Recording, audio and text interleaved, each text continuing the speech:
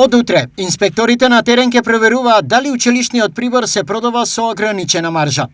Директорот на Државниот пазарен инспекторат Горан Трајковски ги повика трговците веднаш да ги прилагодат цените на училишниот прибор согласно одлуката на владата за ограничување на профитните маржи. Трговците кои се опфатени со одлуката на владата за училишен прибор имаат обврска да ги усогласат цените на производите.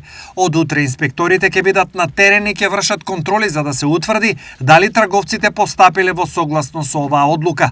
Инспекторите ќе постапат во рамките на нивните надлежности кои произлегуваат од одлуката, а согласно тоа и според Законот за трговија. Потенцира Трајковски.